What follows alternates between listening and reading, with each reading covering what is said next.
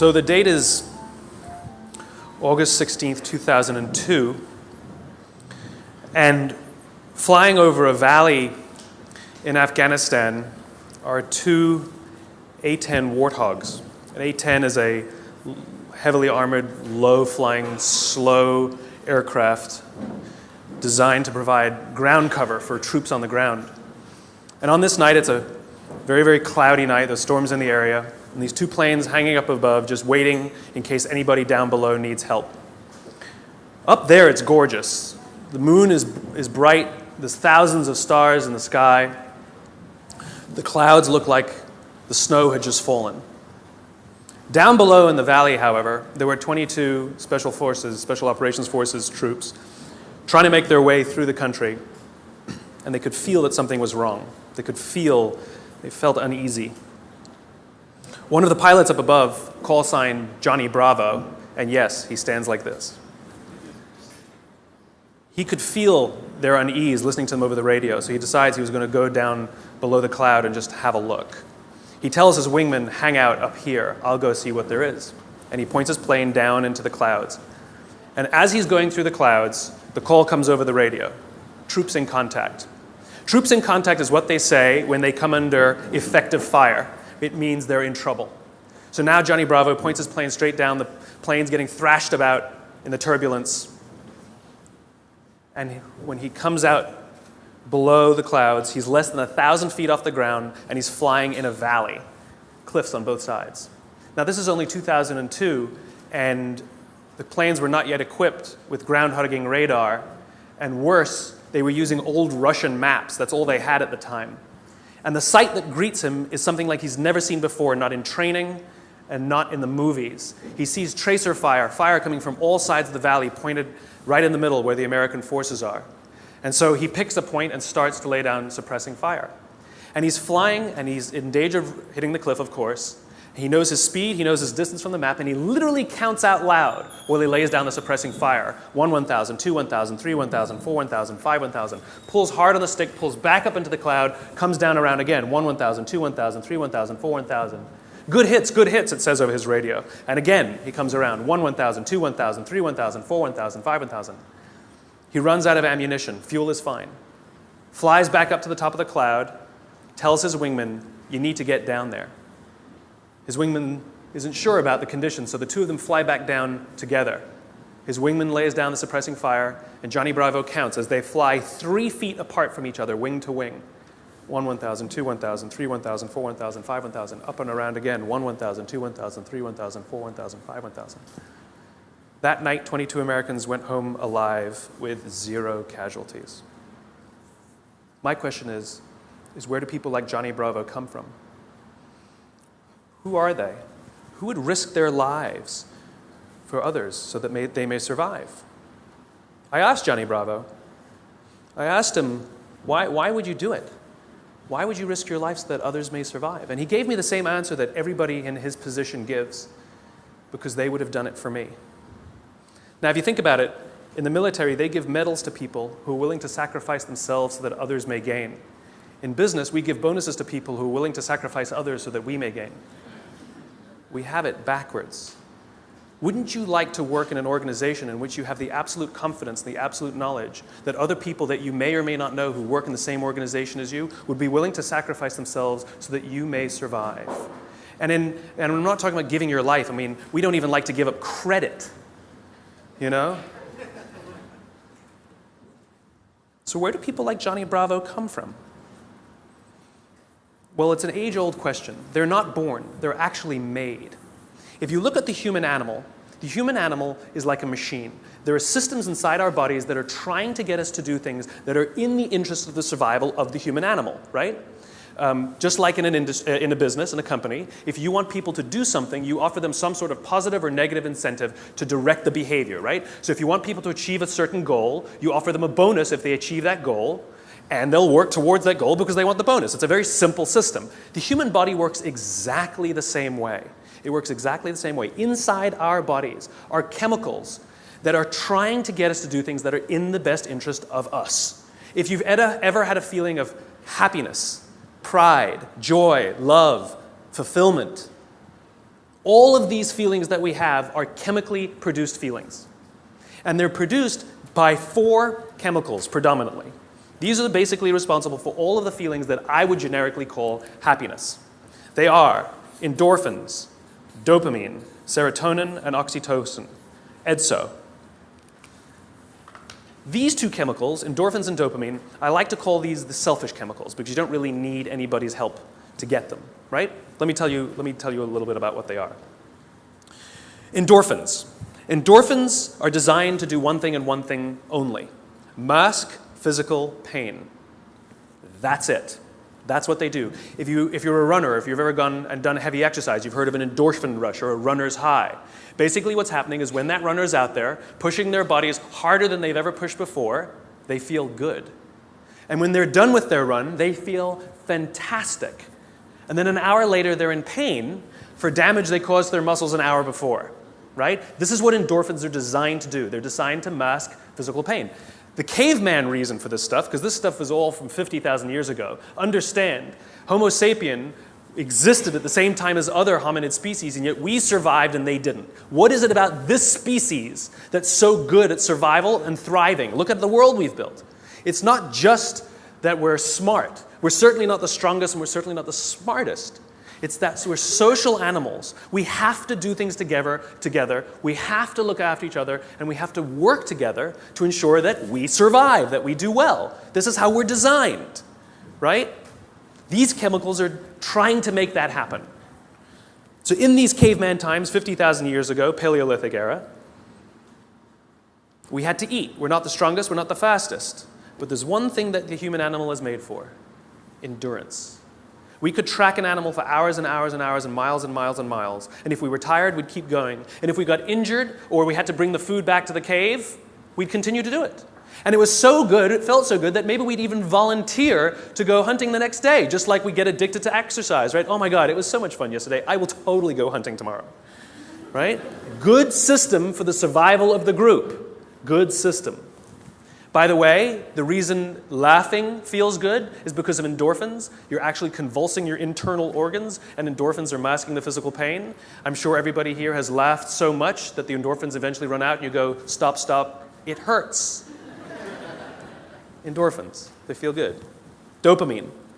Dopamine is the feeling that you found something you're looking for, or that you accomplished something you set out to accomplish. So you know that feeling you get when you cross something off your to-do list? That's dopamine. Feels awesome. You know when you have a goal to hit and you achieve that goal, you're like, yes! You feel like you've won something, right? That's dopamine. The whole purpose of dopamine is to make sure that we get stuff done, right? The historical reason for dopamine, we would never eat if we only waited until we got hungry, because there's no guarantee that we would find food. So dopamine exists to help us go looking for food. We get dopamine when we eat, which is one of the reasons we like eating. And so when you see something that reminds you of something that feels good, we want to do the behavior that helps us get that feeling, right? So let's say you're out there going for a walk and you see an apple tree in the distance. You get a small hit of dopamine. And then what it does is it focuses us on our goals. And now we start walking towards the apple tree. And as the apple tree starts to get a little bigger, we feel like we're making progress. You get another little shot of dopamine and another little shot of dopamine until you get to the tree and you're like, yes! Okay? This is why we're told you must write down your goals. Your goals must be tangible. There's a biological reason for that. We're very, very visually oriented animals. You have to be able to see the goal for it to biologically stay focused, right? If you don't write down your goals, if you can't see your goals, it's very hard to get motivated, to get inspired. For example, think about corporate visions, right? A corporate vision has to be something we can see, right? That's why it's called a vision. You can see it, right? To be the biggest, most respected, to be the fastest growing are not visions. They're nothing, right? What does that even look like? Respected by whom? Your mother? Yourself? Your friends? Your shareholders? Who knows? What's the metric? Dunno. It's amorphous, doesn't motivate us. Just like I can't tell you, you will get a bonus if you achieve more. You're going to ask me, how much more?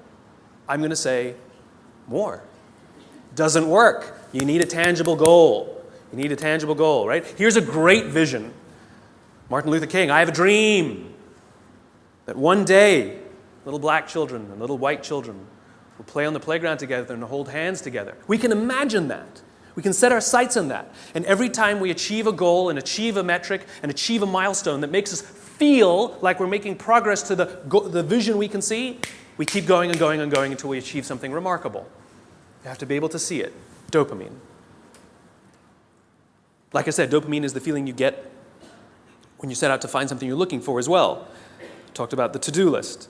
I came home from a trip just a couple days ago, and I had a bunch of errands to run, and I wrote down a little list of things I had to do, and off I went, right? And as I was walking past, I think it was the dry cleaners, I don't remember. I was walking past something, I remembered, oh, I have to do that, and I hadn't written down on my to-do list. So I went in and finished what I needed to do, and then when I came out, I then wrote it on my to-do list and then crossed it out. Because I wanted the dopamine. Feels good. Dopamine comes with a warning. Dopamine is highly, highly, highly addictive. Here are some other things that release dopamine. Alcohol, nicotine, gambling, your cell phone. Oh, you think I'm joking? Okay, we've all been told that, if you wake up in the morning and you crave a drink, you might be an alcoholic. Well, if you wake up in the morning, the first thing you do is check your phone before you even get out of bed, you might be an addict. If you walk from room to room in your own apartment holding your telephone,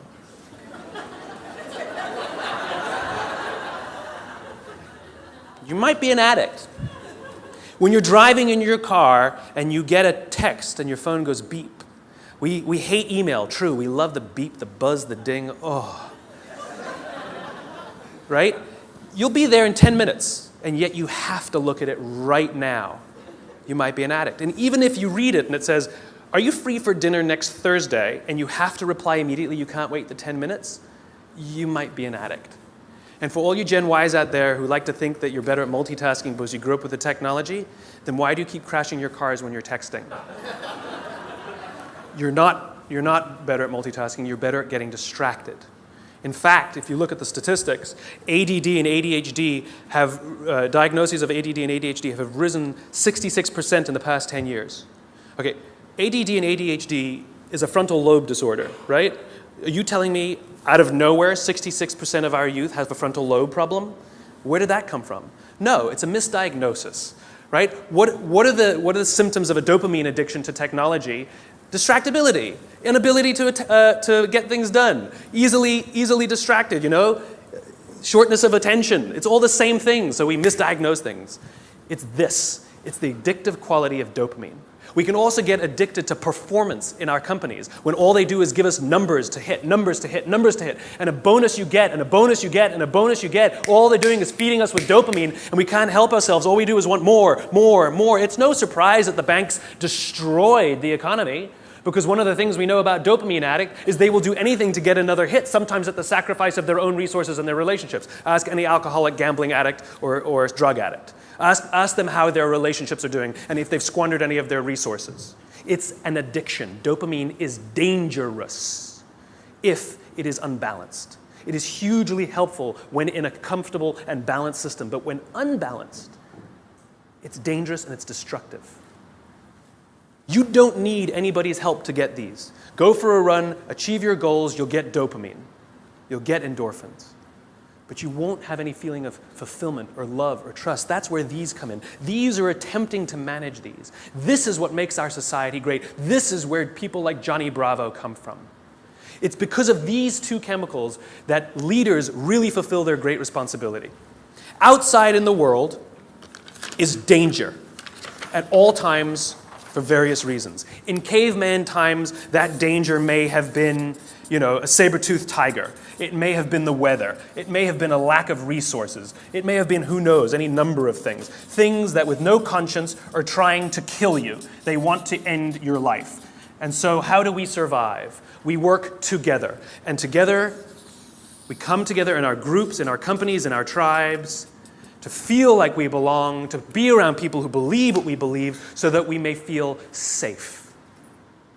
When we're surrounded by people who have our best interests in mind and we feel safe, we will organize ourselves and cooperate to face the dangers externally. Don't forget, the outside dangers are a constant. In a modern world, the outside dangers may be your competition that's trying to put you out of business, or at least steal your business. It might be the ebbs and flows of the economy. It might be terrorism. All of these unknowns, all trying to put you out of business, take away your job, take away your livelihood, end it for you. Nothing personal. It's a constant. Inside our organizations, the dangers we face are not a constant. They are a variable. And they are the decisions of leadership as to how safe they make us feel when we go to work. This is the job of leaders. Aesop said it better than I can. There's an Aesop fable about 4 oxen that stand tail to tail. And whenever the lion tries to eat them, no matter what angle from which he attacks, he will always be met with horns. However, due to infighting and disagreements, they separate and they go and graze in different parts of the field. And one by one, the lion picks them off and kills them all.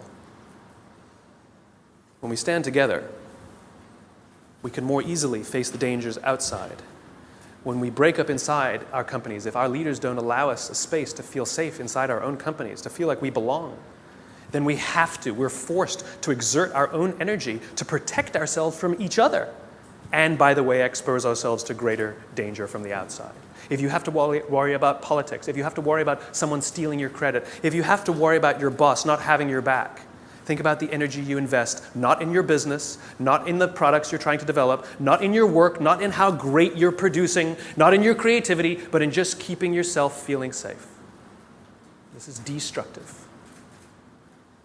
The responsibility of leadership is 2 things. 1, to determine who gets in and who doesn't get in. This is what it means to start with why. What are our values? What are our beliefs? Who can we allow in? Second thing is to decide how big this is.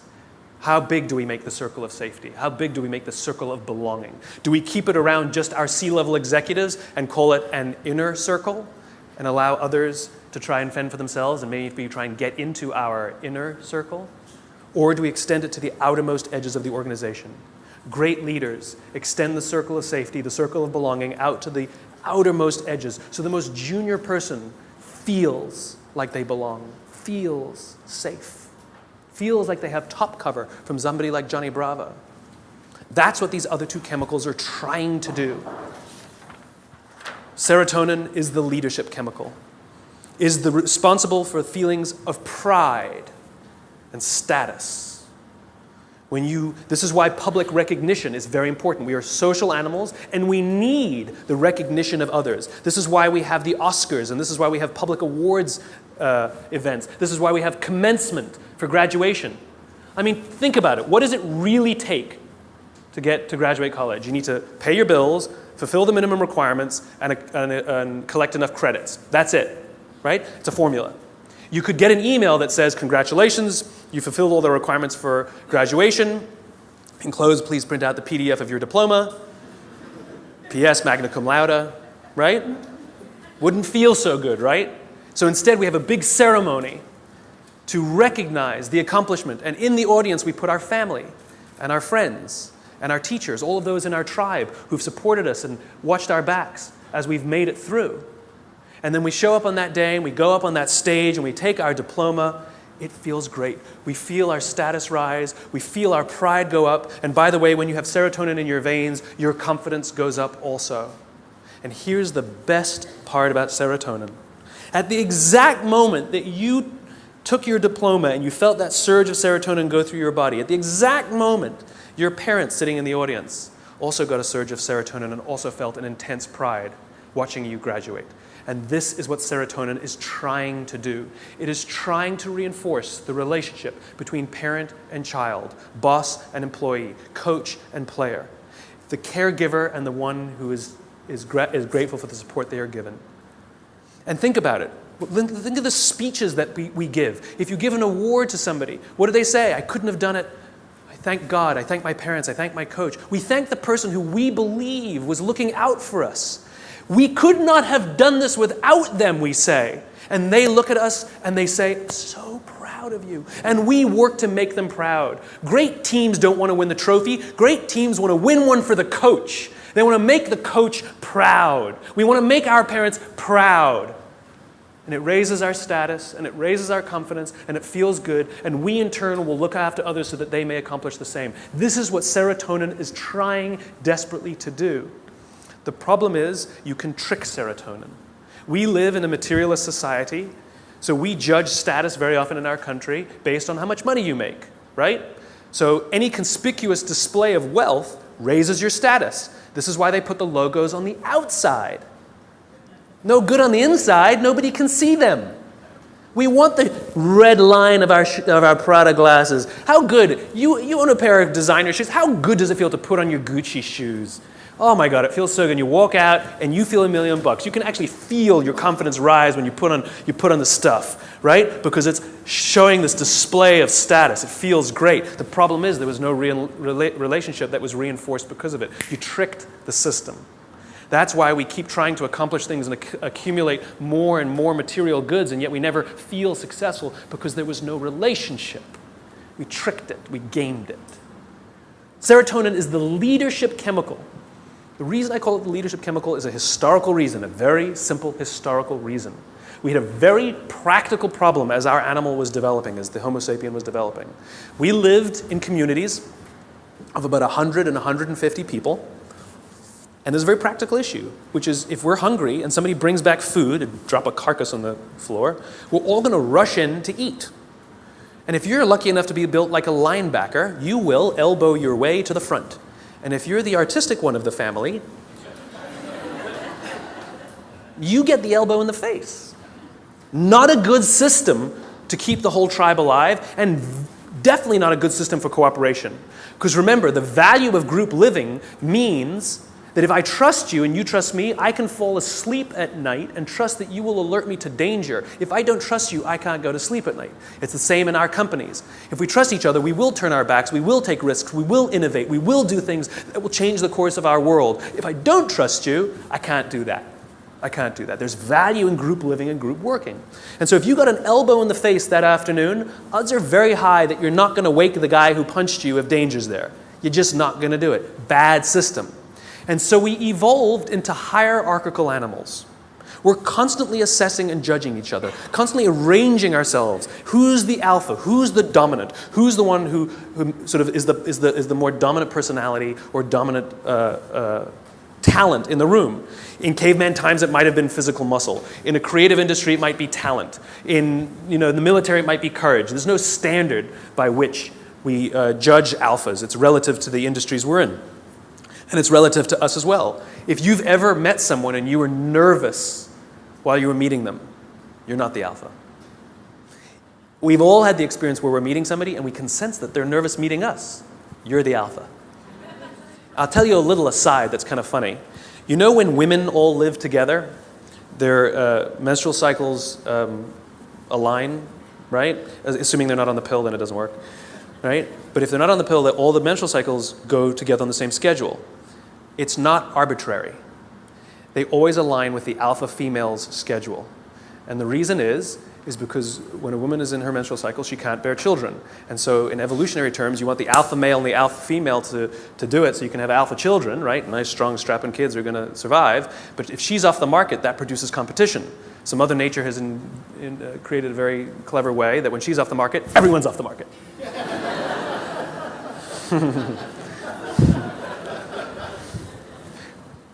Back to the talk. So we're constantly judging and assessing each other who's alpha, right? And what we do is when we assess that someone else is the alpha, we voluntarily take a step back and allow them to eat first. Alphas get first choice of meat and first choice of mate. Good system. Good system. The alpha gets to eat first. The rest of us may not get the best cut of meat, but we will get to eat eventually and we won't get an elbow in the face. Good system. We'll happily alert them to danger later. Good system. This is why we're constantly trying to raise our status, is because there are benefits to being the alpha. People will do things for us and step back and offer us favors, right? We to this day, we're perfectly comfortable giving special treatment to our alphas. No one has a problem that your boss makes more money than you. You might think he's an ass, But you don't have a problem that he makes more money. Nobody has a problem that somebody who outranks us at work has a bigger office than us. Doesn't offend us. It is deeply ingrained in us. We happily step aside and allow our alphas first choice of meat and first choice of mate. It's good to be the king. There are advantages that come with being the alpha. You get special treatment. You get to eat first. People show you love and respect. It boosts the serotonin. You walk around like this. It boosts your confidence. It's awesome. But it comes at a cost. You see, the group is not stupid. We're not giving all of that stuff away for free. Leadership, alpha, comes at a cost. You see, we expect that when danger threatens us from the outside, that the person who's actually stronger, the person who's better fed, and the person who is actually teeming with serotonin and actually has higher confidence than the rest of us, we expect them to run towards the danger to protect us. This is what it means to be a leader. The cost of leadership is self-interest. If you're not willing to give up your perks when it matters, then you probably shouldn't get promoted. You might be an authority, but you will not be a leader. Leadership comes at a cost. You don't get to do less work when you get more senior. You have to do more work. And the more work you have to do is put yourself at risk to look after others. That is the anthropological definition of what a leader is. This is why we're so offended by these banker boys who pay themselves astronomical salaries. It has nothing to do with the number. It has to do with the fact that they have violated a deep-seated social contract. We know that they made all of that money and allowed their people to be sacrificed. In fact, they may have sacrificed their people for the money. If I told you we're going to give $150 million to Nelson Mandela, would anyone have a problem with that? Nope. $250 million to Mother Teresa. Got an issue with it? Nope. It's not the number. It's not the amount of money they make. It's that we are deeply and viscerally offended that we know that we allowed them to have this alpha position and they did not fulfill their responsibility of the alpha. They're supposed to sacrifice themselves for us. Never sacrifice us for themselves. This is why we're angry and offended and don't trust them. They fail.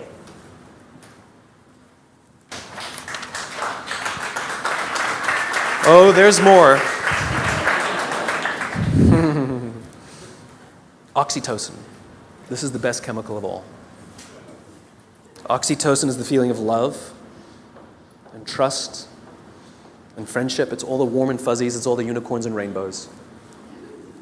It's the reason we like to spend time with our friends even if we don't do anything with them. We just sit and watch TV. We love their company. I promise you, nearly every single person sitting in this room today chose the person they're sitting next to. You're not sitting next to a stranger. You're sitting next to somebody you met, came with, or kind of know a little bit.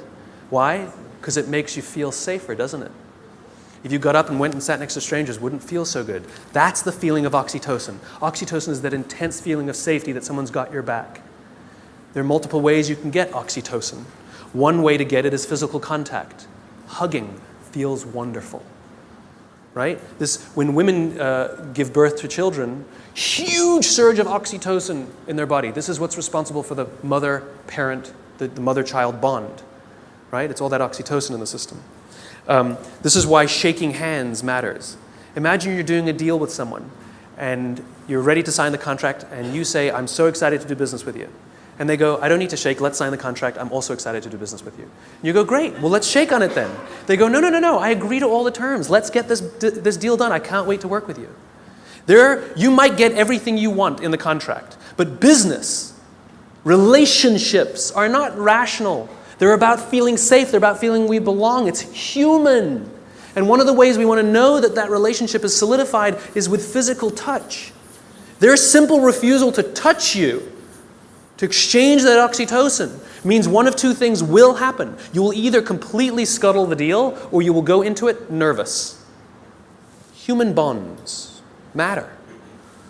Another way you can get oxytocin is through acts of human generosity.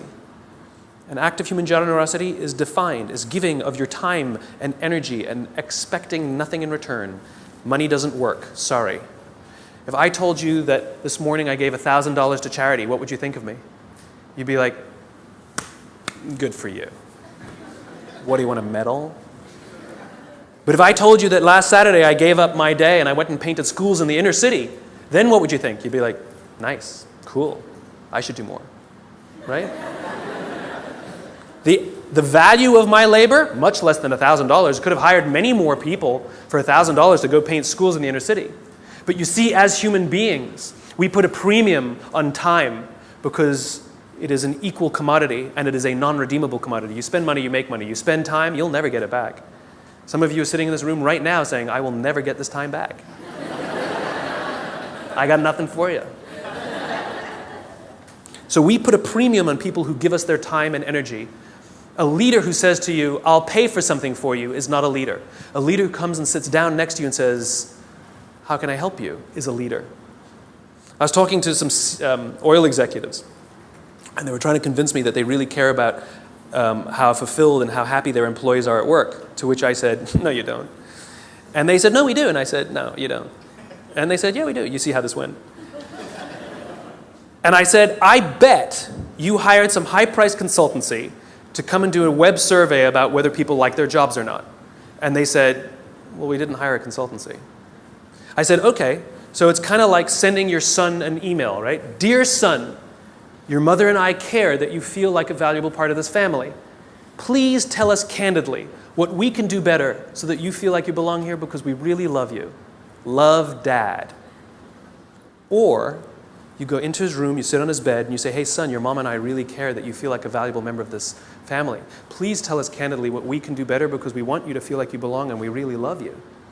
Same words, same intention, same desire. The difference is one you gave time and energy and the other one you didn't. This is the problem with email. It's too easy. It's too easy. There's no time and energy expended. It's too easy. Don't feel anything. If I come to your house for dinner and you make me a lovely dinner, the next day I send you a very nice thank you email, what a wonderful host you are. Or 3 days later, you receive a handwritten note from me with the exact same words that were written in the email. Which one makes you feel better? Handwritten note. The sentiment was the same, the words were the same. The difference is one took a little more time and a little more energy. Leaders are the ones who give us their time and give us their energy, not the ones who give us their money. It doesn't count, it doesn't work, it just biologically doesn't work. This is how you get oxytocin, doing nice things for people that require that you sacrifice a little bit of time, a little bit of energy, something you will never get back. And if you expect something in return, then you weren't really giving in the first place. You take someone out for dinner because you want them to hire you, you're not really taking them out for dinner. You want something in return. It's just a protracted transaction. It's not relationship building. It's nonsense. I was walking down the streets of New York, true story, and the guy in front of me, his backpack opened and a bunch of paper spilled out on the street. Didn't think much of it. I bent down, gathered the papers up, handed them back to him, and pointed out that his bag had opened. I did a small act of generosity for somebody. I got a small burst of oxytocin. I felt good. Also, the person on the receiving end of the act of generosity feels good. They get a shot of oxytocin. He felt good. He says thanks. I get to the end of the block, and I'm standing waiting to cross the street. And a guy who also happens to be standing waiting to cross the street turns around, true story, turns around and says to me, I saw what you did back there. That was really cool. As it turns out, witnessing acts of human generosity release oxytocin. Remember, our bodies are trying to get us to repeat behaviors that are in our best interest, and it's making us feel good when we see or do acts of human generosity so that we will do them. In fact, the more oxytocin you have in your body, the more generous you actually become. In other words, the more you do, the more you want to do. It gets better than that. Lots of oxytocin in your body inhibits addiction. It makes it very difficult to get addicted to something when you have lots of oxytocin in your body. It actually inhibits addiction. It boosts your immune system. It makes you healthier. That's why happy people live longer. It's why couples live longer. Oxytocin, it actually is good for us. It increases our ability to solve problems. It increases our creativity. It's really good for us, and it's not addictive. It just feels great. It takes time to build up, though. You know, if I went on a date with a girl the other day, it was a first date, we totally got along great, we're going to get married. Why are you laughing? That's my social life. The reason you laugh is because you inherently know that I cannot form a bond of trust strong enough to get married in 7 days. You know that. Why don't you go on a couple more dates? Right? Inherently, you know that. right? But if I told you that I've been dating somebody for 7 years and we're not married yet, what do you say? What's wrong? In other words, we know that that bond of trust takes more than 7 days and less than 7 years. Don't know how long it takes, though. So when you start a new job and you're really excited to work there and they're really excited to have you, don't quite feel like you belong. You don't quite feel like you're trusted yet, right? Even though you were really excited and they're really excited, it takes time. And you have to do little acts of generosity and make little sacrifices, do little things for people. Not big risks, small risks. It's like dating. You know, you don't start by buying them a diamond. You start by taking them for lunch, buying them a drink, you know? Little bits. Then they take you out, or you take them out again. You do something a little bigger. Then you do that in a movie. Then they come over, and then you buy them flowers, and then you say, I love you. And one day you wake up in the morning, it's like you press this belief button. You just, I'm in love. I don't know when it happened. It just clicks, and you feel like you belong. Same thing at work. Same thing at work. It just clicks, and you feel like you belong because you got enough oxytocin built up in your system. We don't allow this to happen. We're too busy sending emails. We're too busy sending emails. The next time you want to tell somebody something, email is fantastic for the exchange of information, right? It's fantastic. Here's the report you wanted. The meeting's at 4 o'clock. Fantastic. What did you think of my idea? Do not reply on an email. That's an emotional question. Email is a rational tool. You get up from your desk. You walk the 30 feet. And you say, wanted to tell you what I thought of your idea. And I promise you, not only will that information be better received, but you will start to create relationship because oxytocin starts to get released. If you can't get up and walk 30 feet, pick up the telephone. I've done it. It's an amazing thing. You pick up the phone and you go, hey. They're like, hey, what's the matter? They're like, no, I'm just replying to your email. Wanted to tell you what I thought. What? And people who tell me, but I need a paper trail, have the conversation, hang up and say, just to confirm what we talked about, boom, there's your paper trail. The reason we get so many emails is because we reply to them all. And 12 emails are sent, and then somebody misunderstands something, and somebody gets angry, and then you have to pick up the phone and deal with it anyway. Do it at the beginning. Quicker, easier, better. Biology. Give your time and give your energy. And this is why leadership is really difficult, because you can't give it to everyone because you don't have enough to give to everyone. You just can't. You have to make sure that you can trust others to trust others to trust others to trust others. And this is what happens in this circle of belonging, in the circle of safety. This is what effective bureaucracy is, which is as the CEO, as the leader, or whatever your job is, you have one responsibility and one responsibility only, which is to make sure the people you know that you have physical contact with, you know their names, are confident and feel looked after, and encourage them to do the same for the ones who work beneath them, who work beneath them, who work beneath them. And when this group of people really feel safe, then they will invite in the customer to also feel safe. They will talk to these people as if they are human. I actually flew on an airline recently, and I was appalled at how I was treated. It was disgusting. It was like cattle, right? And I said something. I said, why do you treat people like cattle? And she literally said to me, I'm sorry, sir, I have to do it or I'll lose my job. What did she tell me? My organization that I work for doesn't make me feel safe. I don't feel like I belong. So I'm going to treat you like dirt to protect myself.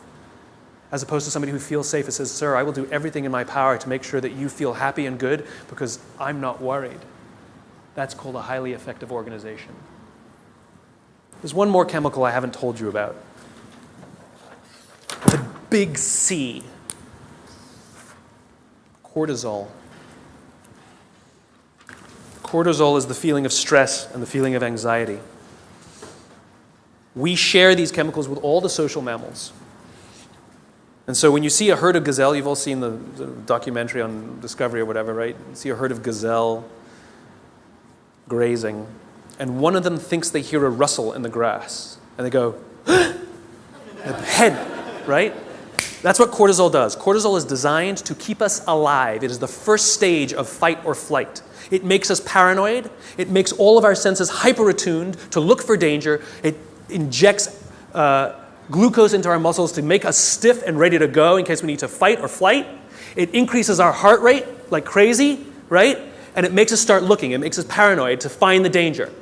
And the cool thing about cortisol when you work in a social environment is if other people sense that you're nervous, they get nervous. So all the other gazelle go, they didn't hear anything. They just saw Steve over there get really freaked out.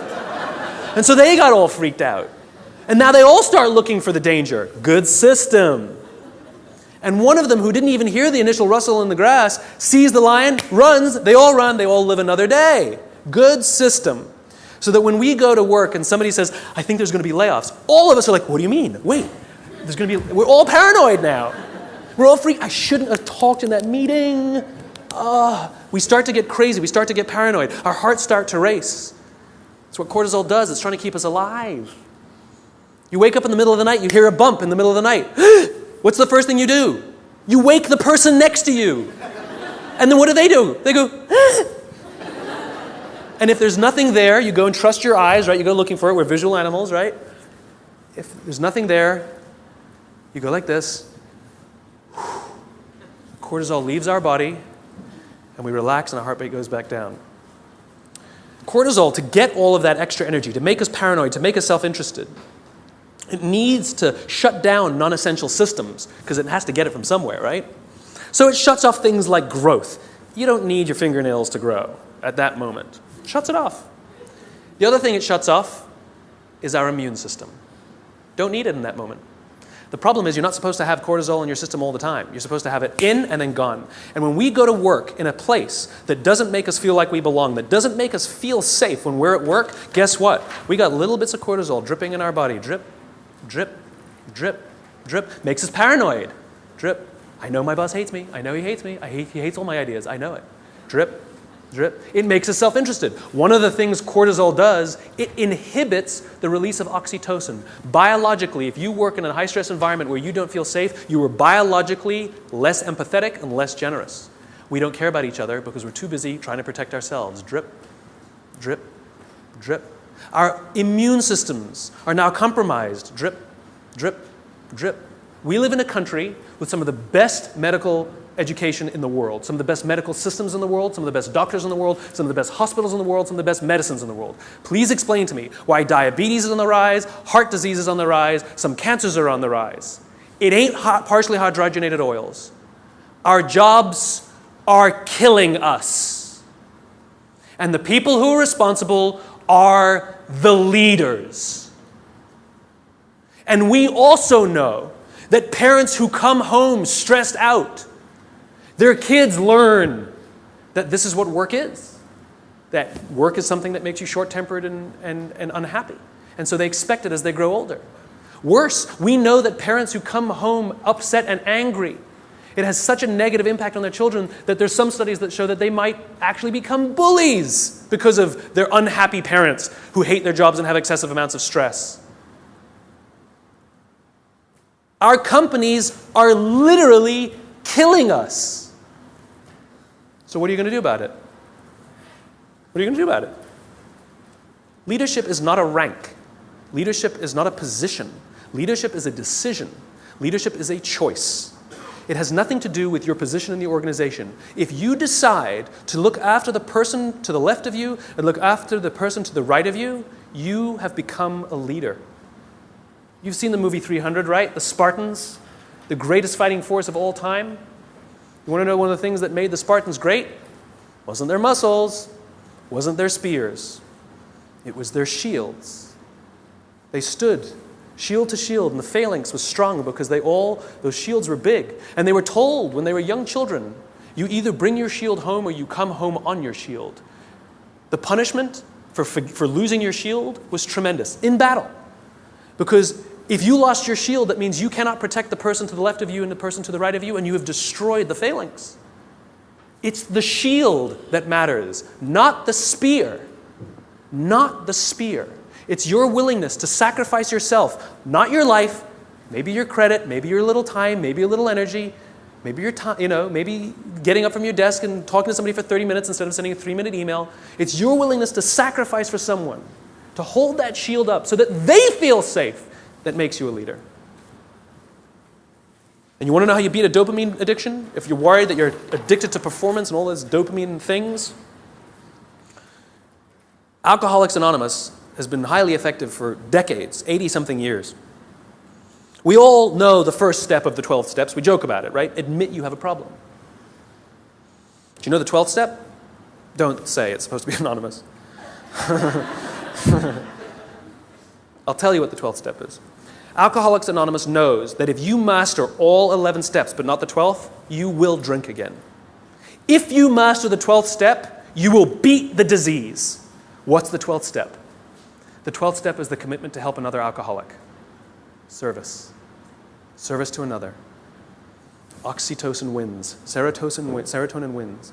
The more we look after each other, the safer we feel, the more we feel like we belong, and the more we will work together to confront the dangers outside. Do this for others, and others will become Johnny Bravo. Thanks very much.